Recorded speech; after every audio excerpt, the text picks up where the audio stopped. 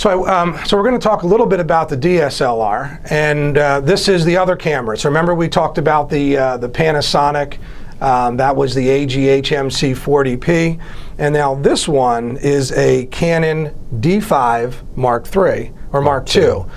We understand there may be a Mark III that has just come out, so you can get a good idea of what this is. Let's get a close-up of it.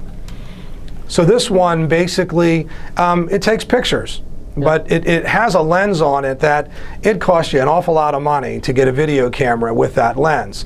So it does work with a full 1080p, and it's a little tricky to work with at first because it is a camera. And so a camera is a little bit different. But you are looking at a little bit different settings, but basically the same type of things. It does have a 32 gigabyte card, so it gives you a video for a long time on it. You can certainly view on the back screen, which is pretty nice.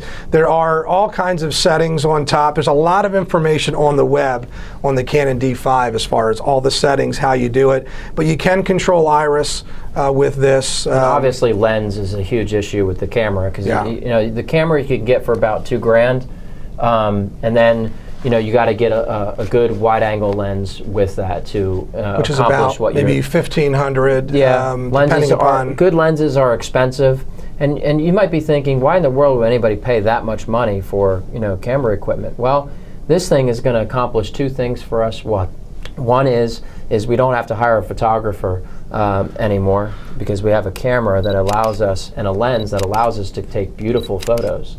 Now we have a lot to learn. I'm not a photographer. Ken's not a photographer, but we'd rather learn. But this makes you look pretty good. It makes you look pretty good. And you can take absolutely stunning pictures with this thing. It's so the last listing we did, which was Westbury, we did the, and he'll put it up on the screen, but we did the entire shot of you inside the house with this. With that, We did all the pans with this. We did all the pictures with it. But we did the glide with the Panasonic. As well. So we save money on our listings because we're taking our own photos, and also the quality that this camera brings in terms of how wide the angle is. It doesn't distort the photos at all. It's absolutely gorgeous. It brings all the light into the camera. The settings on it allow for good iris and good low light level type of settings. We can still capture a lot of light through that lens.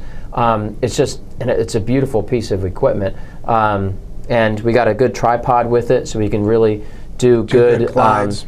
Do good glides and good pans. Because you don't want this whole shaky kind of movement of the actual camera. Right. Now, when we put the wide-angle lens on the video camera, we're actually getting up to 43.